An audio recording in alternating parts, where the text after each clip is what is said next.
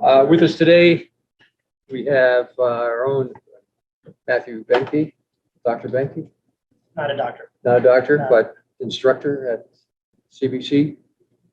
He's also, he does have a claim to fame, and he is one of our state representatives and going to be a state senator. State senator soon. So that'll be Washington State, Right. but not US. Not US. No. Maybe eventually. That's too crazy.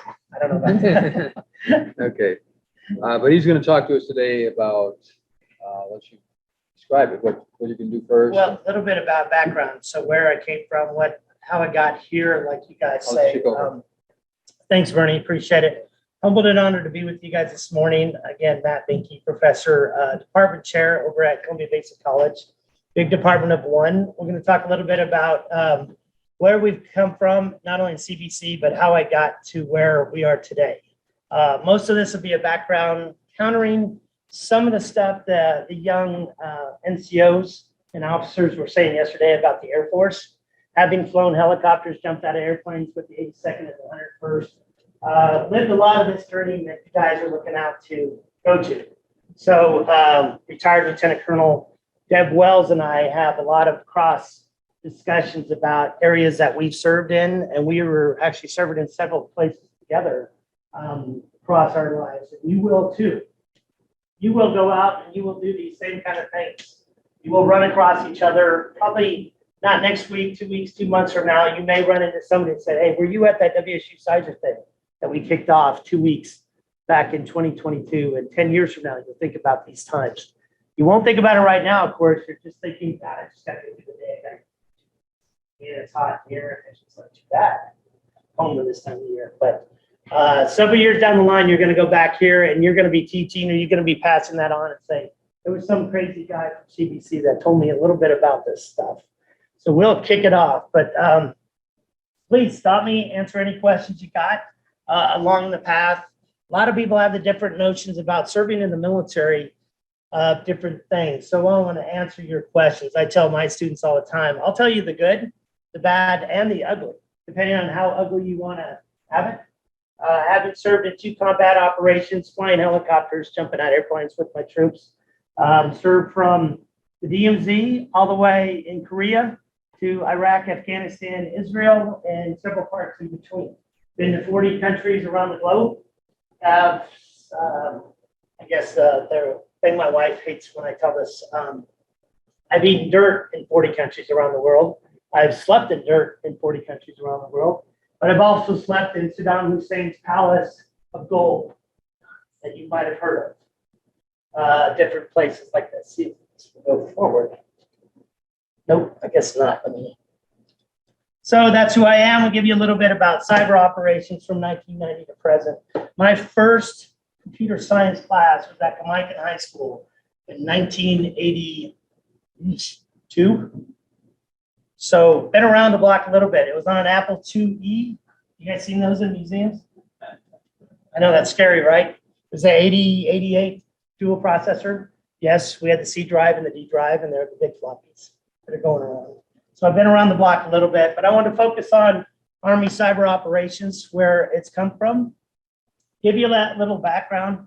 I did serve at several locations. The key ones were what is now termed the Fires Battle Lab, and then the National Training Center for the United States Army, but it is now a Joint Operations National Training Center. And then the Network Enterprise Technology Command that turned into U.S. Army Cyber Command. And then a little piece of, I added this last night after hearing from some of you and the questions that were going out about emergency operations in the state of Washington.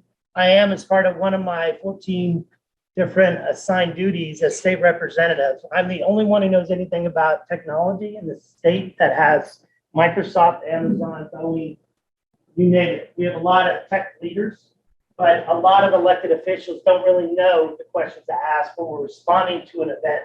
So for the last 3 or 4 years, we could talk about ransomware in the state of Washington, about how we launched and advised the governor on launching emergency operations in response to cyber operations, and especially what you guys probably heard about the Unemployment Securities Division. Anybody sign up for that?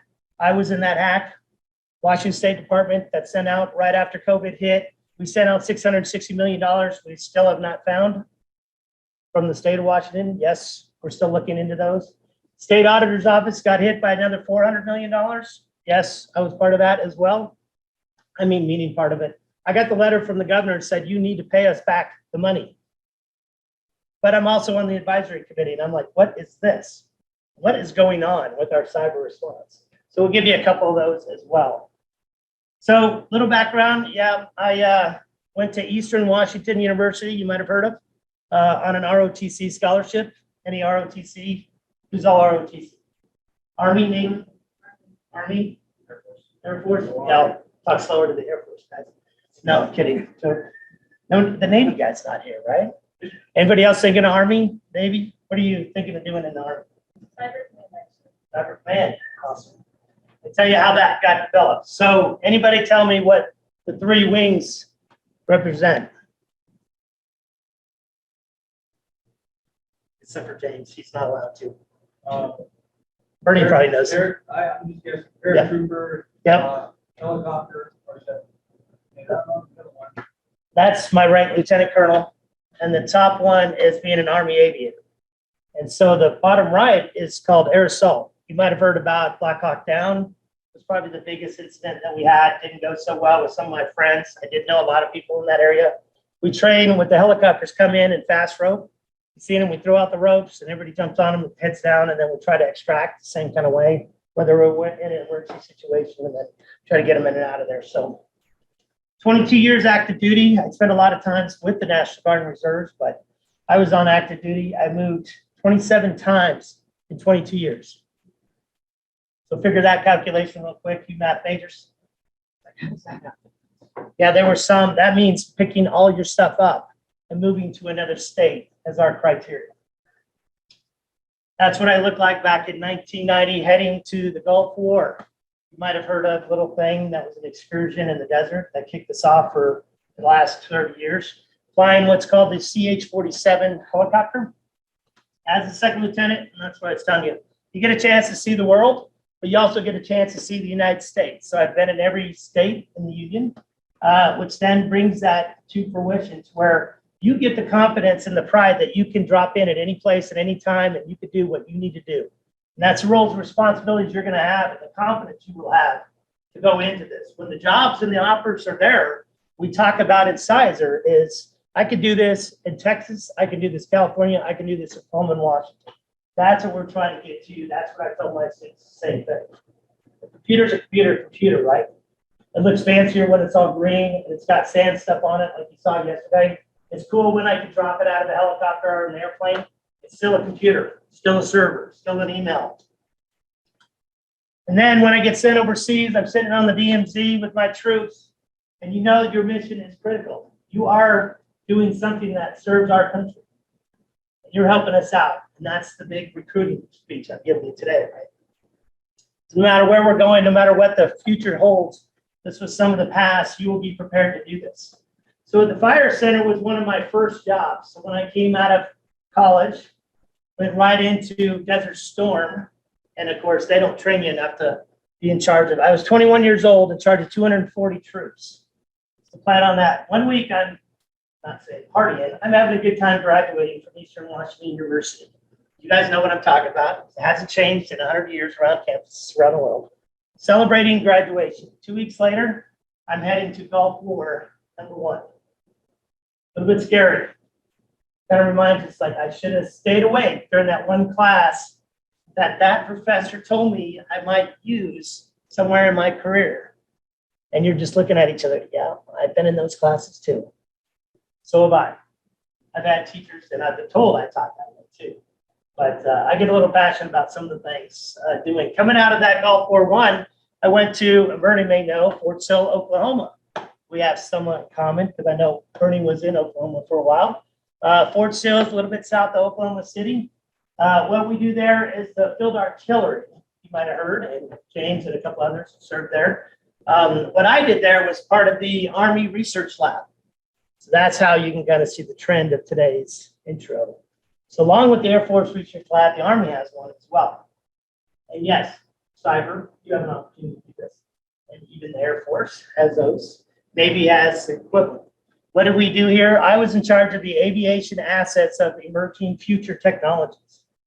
So I'm now 23 years old, and they're giving me $1 million contractors to come to me and tell me what the future of the Army is going to look like.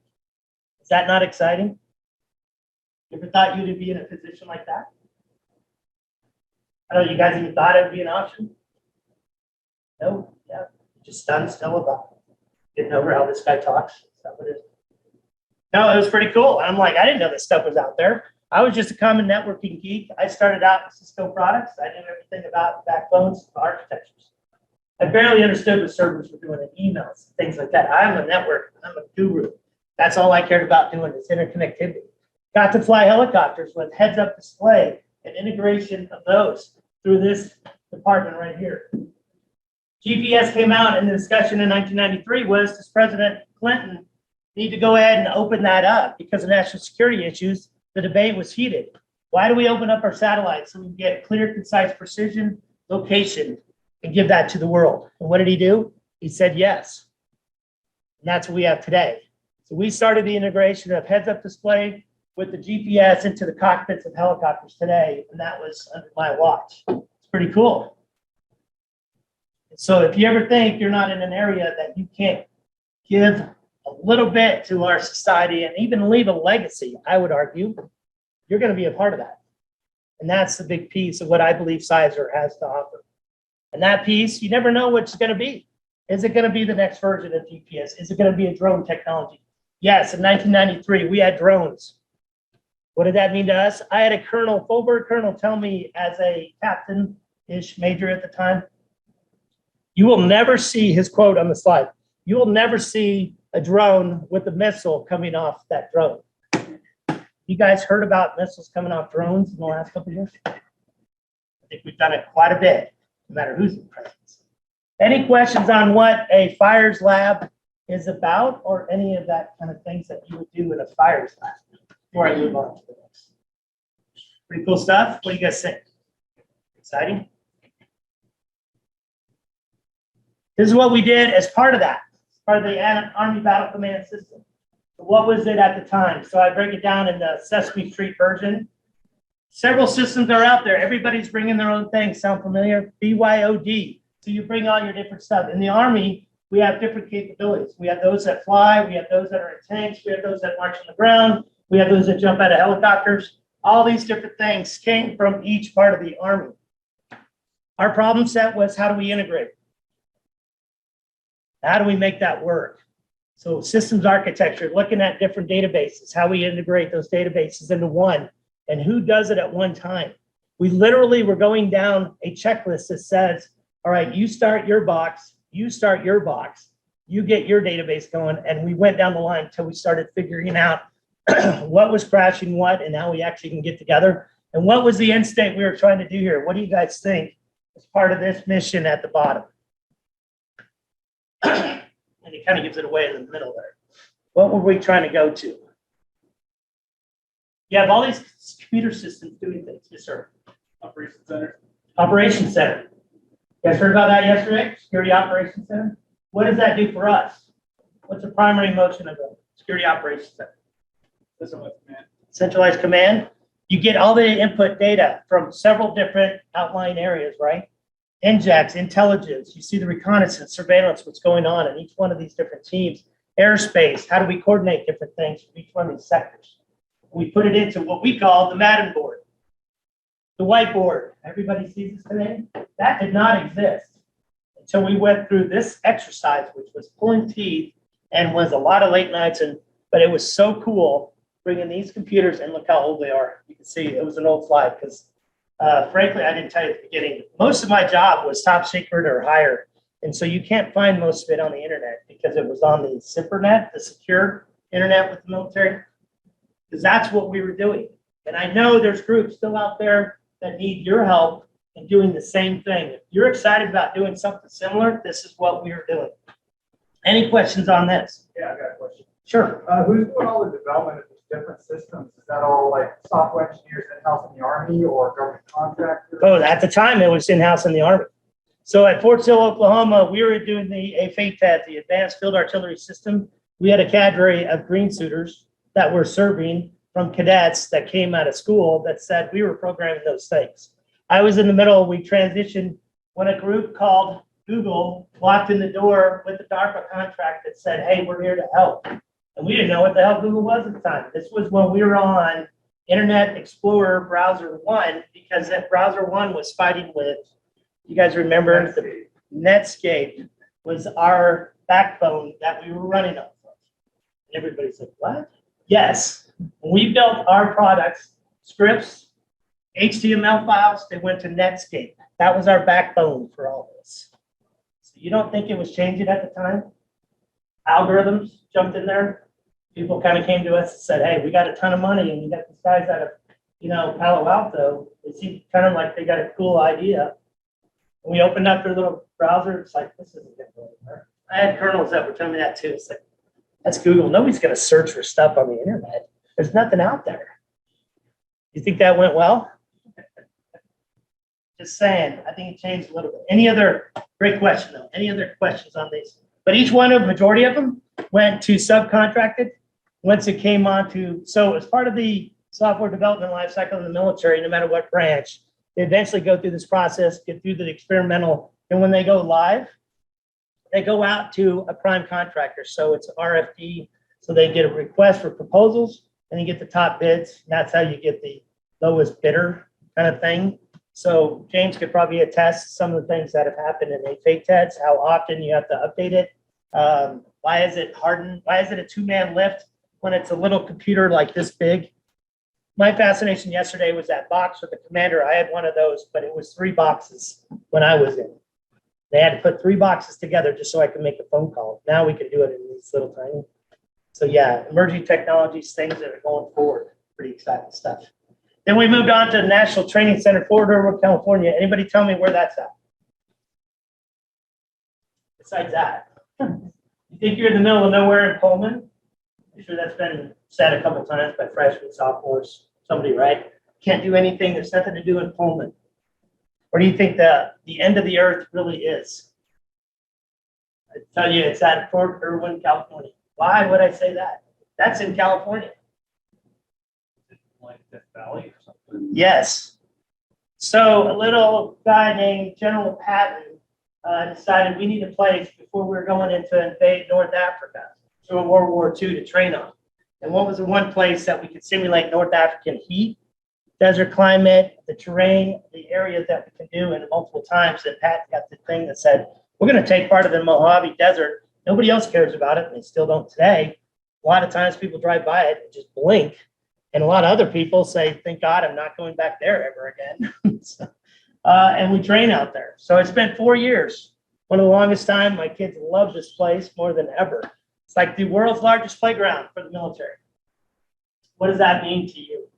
Well, over the years, we've developed different scenarios that units will come in and train wherever they're going. So we adapted it to Iraq. We adapted it to Afghanistan. We did the Somalia invasion. We did the Grenada stuff, everything out of here. All top secret SCI, working in what I call, and others have called, the Star Wars building.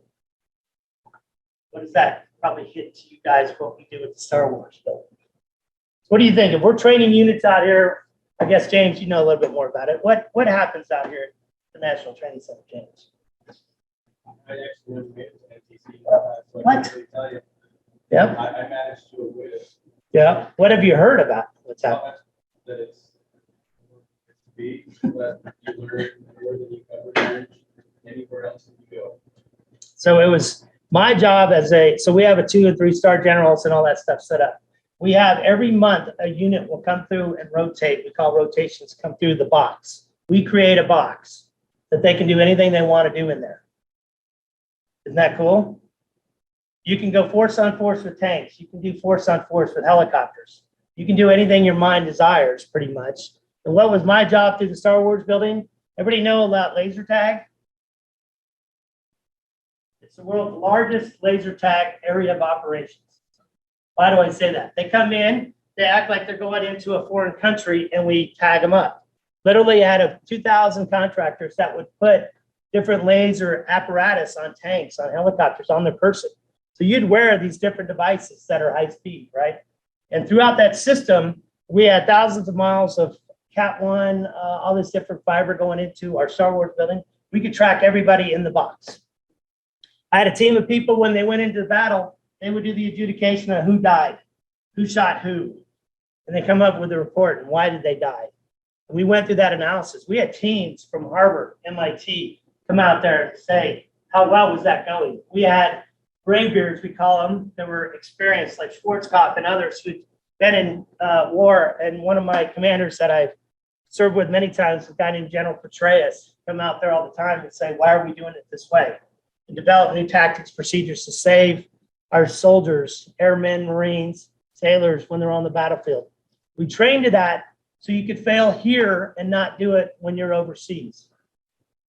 You think we trained on the press or social media?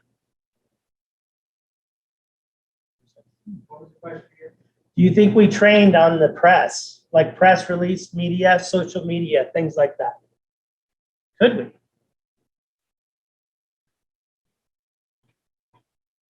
Why would we? Would that be an apparatus that you need to?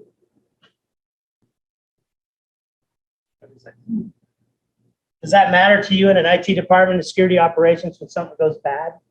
You think the hack on the Washington State Employment Securities Division, the $660 million is out of the media?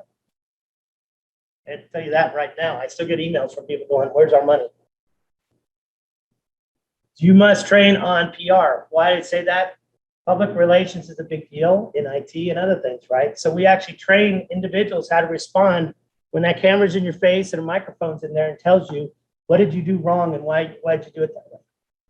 We trained on the battlefield because in Iraq and Afghanistan, Desert Storm 1, we had embedded media that was going through on our tanks, on our firefighting equipment. Everywhere General Petraeus went was his staff, but also was, you name it, from CNN, Fox News, anybody else that would tag along, BBC, he actually had a bigger contingent of that. We literally were flying the press around Iraq because of him.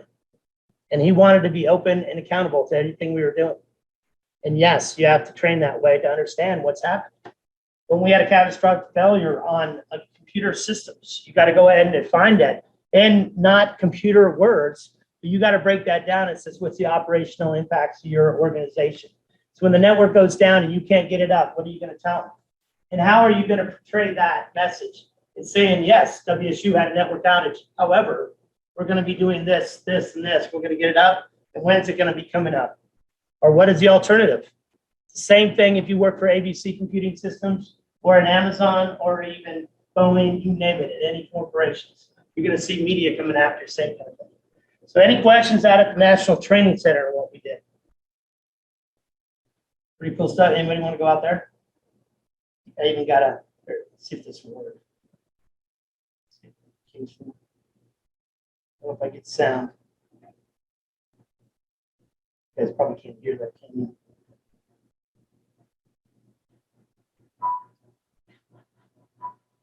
See a little bit of what they do. The National Training Center is over 1,200 square miles of very terrain in the Mojave Desert.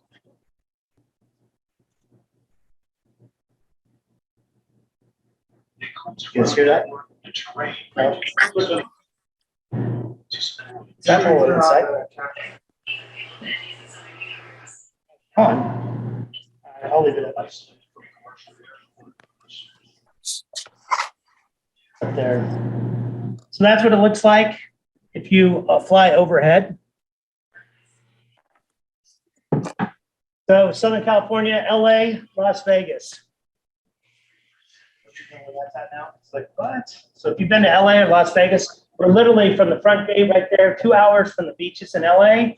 Right there, we're an hour and a half from Red Team in Nellis Air Force Base. How do I know that? Because we do joint combined operations. So you not only, if you're in the Navy, you're in the Army, you're in the Air Force, you fly it through this. Not only China Lake. Anybody tell me the history of China Lake? Nobody?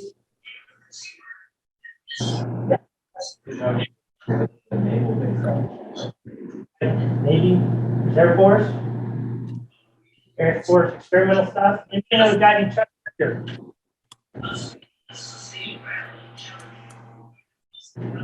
You guys have heard about Chuck Yeager? I recognize the name. Read a little history of Chuck Yeager. This is where he developed the speed of sound, and even the first part of NASA going to the moon was done out there at China Lake. What are we doing? Same kind of thing. You guys want to do the drones, the SpaceX missions, those kind of things?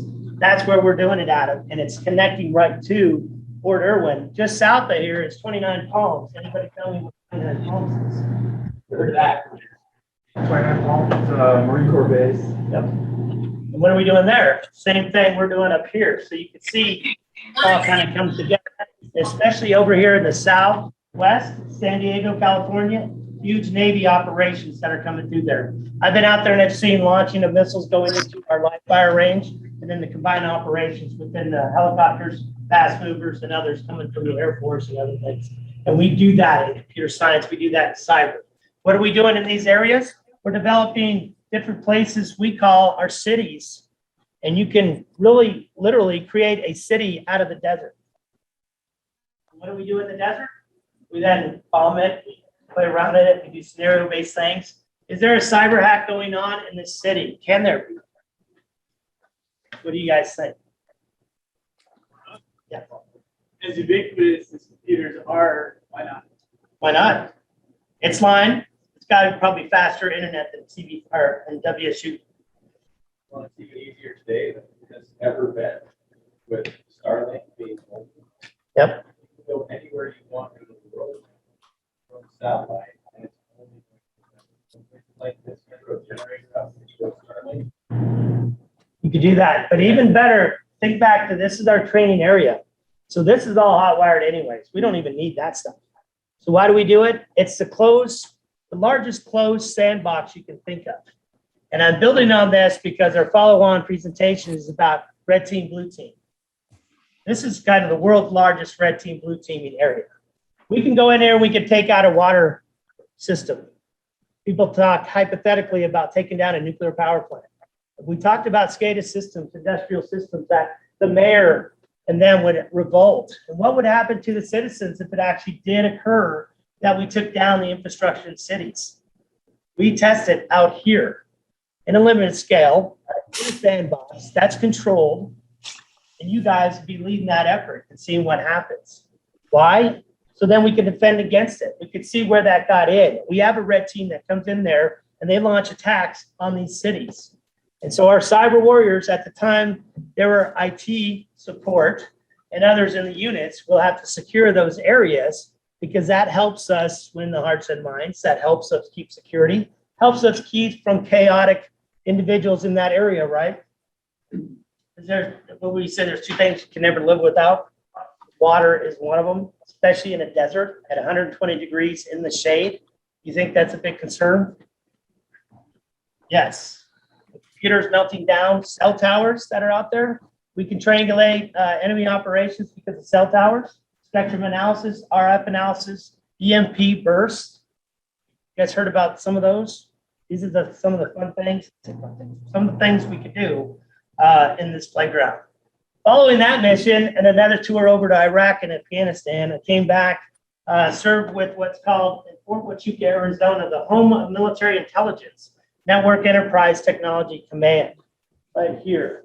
A lot of this, 99% of this is all offline because it all is top secret. You walk in that building on that base, one way or the other, it's top secret.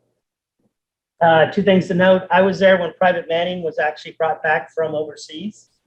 Anybody heard of Private Manning? Yes. Yeah. When she stole, I walked into a secured operations center with a 60 gig iPod and took out as much information she could and then uploaded it to WikiLeaks. That occurred while I was stationed there. Also, while we were here, was a lot of the upgrades to the drones and the operations you see today.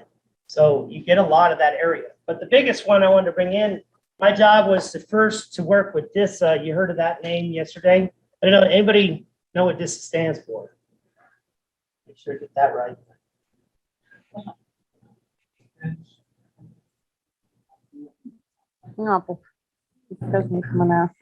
Setup कर दूँ laptop में Defense Intelligence Security Agency. when he was mentioning about going up to spectrum analysis, all armed services, basically, when you submit any kind of requirements to cyber operations, it goes to DISA. DISA is standing right next to and co-located with all the three-letter agencies you guys hear about a lot. So cyber operations came down and network operations come in and asked me to go ahead and take mine as far as the top, there we are. Go back to this one. To defend the network. So at the time, you had the late 90s, early 2000s, 2011 hits. We started seeing an increase in cyber operations on the web. What was the first mission? Somebody's got a hot mic. Our first mission was going to go ahead and defend the network, right? Because we have it up there. We have the defense out there. What's our first thing in line of defense? If IDSs, IPSs, any of those firewalls that are set out there. First thing we really had to do before that was understand our consolidation of our network architecture. Everybody prior to this time was building their own networks, and no one had a consolidated network. No one. Anybody worry about passwords back in the 90s? What about 2011? I can tell you Apache aircraft didn't even have keys in the actual aircraft, fully loaded, fully armed to go to war, and you could walk out onto a range and you didn't even need a key to start that thing. Or an M1 Abrams tank, or you name it. Right after 9/11, first thing we did was started the lockdown. That's what I call everything. We started the password thing, we started the port security, we started those different things. We saw it on the network architecture that were the integrated centralized systems need to be number one. This is when cloud computing first started, I believe, in the US military, because we had to figure out where everything was at. We did not have one baseline. Our big problem was that if you don't have a baseline, you can't identify where you're at, you can't secure what you got, right? That's number one in any IT department. You guys have been hopefully studying that and helping them define that network and understanding where you secure it. So our job, number one, they gave me $15 million. I know, nice check. It says here, develop a package that we can do to defend our networks. So one of the products, and several others, I'll tell you is a host-based security system. What does anybody tell me about host-based security? Be focused on first one, be implemented like on individual computers as well. Exactly right. So we're out there. How many did we need to know? My problem set was, I don't know if $15 million is going to do it. At this point, I didn't even know how many individual assets that were out there connected to the network. Defense Department people didn't know. General officers didn't know. Everybody's like, wait a second. So I had to run back and tell the Pentagon, I need more money just to figure out what the architecture is. And so my boss, luckily, she went and fought for it, two-star general, and said, all right, here's 10 million, go figure out the network, and then bring me back an option to consolidate that. So I was a bad guy that said, if you don't need a printer on your desk, we used to have printers on every desk. We had 2 monitors on every desk, a mouse, keyboard, and pad. That was a standard issue for everybody in the office, no matter what part of the military you're in. Does that make sense? Absolutely no. Way too much stuff. So we consolidated. First thing we did is take out the printers. Faxes, everything else, right? Part of security is understanding where your endpoints are, where those holes are, where's the vulnerability is going to be at, where we're going to defend that network and provide that defense in depth. And we started with what he mentioned, each one of the hosts. So along came host-based security system and how that defended the network. Let's see if I can get that one up. You can see. If you're a Washington homeowner. You're Washington homeowner. A little bit of that running in the background of what we used to do. So we consolidated here, spent half my time over in the Pentagon, working at Fort Belvoir, Virginia, and a lot of places that have these in the basements of structures that you may not ever see unless you do join and sign up for the military, whether civilian or not. These then developed into these space operations commands. And you can see some of these from the movies, things that are going on around the world. And this is what we help develop and centralize our system, right? Part of our job is then identifying which ones were out there, monitoring our host-based security systems, and seeing those threats coming to a centralized location. We had 5 or 6 around the globe, 5,000 endpoints we ended up with from each one of those 5 locations around the globe. And then we centralized that into a place that semi looks like this in a basement somewhere around the DC area. Too exciting yet? Not exciting? Boring? You guys still with me? So these are all the people that did that under the command that we used to work for in that arena. But I agree with that piece. Together, we can solve this. We can get further along there. Our mission is helping defend the network against not only cyberspace, electronic warfare, information operations for decision dominance and freedom of action. Big change, right? Not defending the network anymore, ensuring decision dominance and freedom of action. Big words. I know about you, I slept in my English classes in college, but I'd never have to worry about English ever again. What am I doing? I'm doing more English than I've ever done. And words do matter. Words do mean things, right? Fight, battle, war, dominance, decision-making, cyberspace. What do they mean and how do we integrate those kind of things? Those are the questions you guys are helping us answer. Because at the time we didn't know. We didn't know what cyberspace was. What was it called then? Anybody remember some of the old words? My initial job was systems automation officer. How did that go into any of this stuff you've seen in the last? This is 22 years of fighting across several different continents. Is that a systems automator? Was I automating systems? Developing databases to go ahead and make scripts so the scripts can do the automation and automated tasks? No. Didn't do any of that stuff, did I? These are part of that things, as James and I talk about at the bottom of everything, right? In contracts, make sure you read every one, of course. Everybody read the user acceptance agreements and everything they clicked on. Okay, good. Because y'all lying. Nobody reads those. But you read the bottom of those things that says other duties as assigned. That's what usually happens in some of these things. But I can tell you the excitement of a lot of this is these are the areas that you can provide that opportunity. When that opportunity of that door opens, you get that opportunity. I tell people, jump at it. Jump at that opportunity to see what that emerging technology is going to do. Jump at that opportunity to see where you can provide that setup and help support those missions. And then continue on anywhere you want to do it around the globe and then some. So you can see a lot of these different units, a lot of the different missions and then continue as it's going on. And of course, you can do that at the state level. I got the opportunity of doing this as a side note. People asked me to run for elected office during one of the chaotic times in my entire history and utilizing that. When I got to the state, first thing I was asked about was like, anybody know anything about cyber operations or data privacy? And they said, no. Do we have a data privacy law in the state of Washington? Data privacy. No. Who does? California, but Google's lawyers are better than the legislation of that. Is it a good one? What about GDPR? Has anybody heard about that? Yeah, it's in Europe. What does GDPR stand for? General Data Protection. It says it in the words, General Data Protection. But do we still have privacy laws?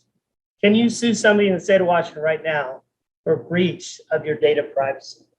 That would depend. Good answer. On what? Well, who's breaching it and how are they breaching it?